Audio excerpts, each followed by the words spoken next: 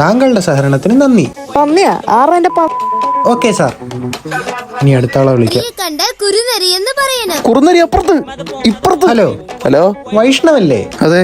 ഞങ്ങൾ അൽത്തായിസിന്ന് വിളിക്കുകയാണ്. അതിന് ഞാൻ മന്തി ഒന്നും ഓർഡർ ചെയ്തില്ലല്ലോ. അല്ല, അൽത്തായിസ് സ്റ്റഡി അബ്രോഡ്. എന്നുവെച്ചാ സാർ, ഞങ്ങൾ നിങ്ങളെ വെളിയിലോട്ട് പഠിപ്പിക്കാൻ വിടും. അതിന് നീ ആരെന്റെ തന്തേ? അല്ല സാർ, ഞങ്ങൾ ഈ പുറത്ത് ജോലിക്കും പഠിക്കാനുള്ള കാര്യങ്ങളൊക്കെ സെറ്റായി കൊടുക്കും. ആ എന്നാ എഴുതിക്കോ. ആ. സദാശിവൻ 71. ഓ, ഫാഷൻ. സദാശിവൻ 70. അല്ല, ഇതാരാ സാർ? ഇതെന്റെ അച്ഛനാ. പുള്ളി ഇവിടെ റിട്ടയർമെന്റ് കഴിഞ്ഞ് ചൊറിയും കുത്തിയിരിക്കുന്നേ. ഒന്നുകൂടെ പണിക്ക് കിട്ടും. അല്ല, സാറിന്റെ ക്വാളിഫിക്കേഷൻ എന്താ? ഞാൻ ഈ പ്ലസ് പ്ലസ് ടു ജയിച്ചാണല്ലേ? അല്ല, ഈ 10ാം ക്ലാസ് 10ാം ക്ലാസ് ആണല്ലേ? 9 തോറ്റോണ്ട് ഒരു 10ലോട്ട് കയറ്റിയില്ല.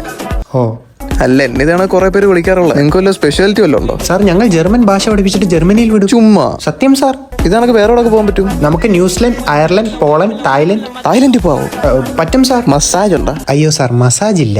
എന്നെ തോന്നിയാ തായ്ലൻഡിൽ പോകാൻ. സാർ, ഇതിന്റെ മൊത്തം ചെലവ് വരുമ്പോ ഒരു 10 ലക്ഷം. അങ്ങോട്ടും ഇല്ല ഇങ്ങോട്ടും ഇല്ല, 2000 രൂപ. സാർ, 2000 രൂപയ്ക്ക് വീഗാലാൻഡ് ടൂർ പോവാം സാർ.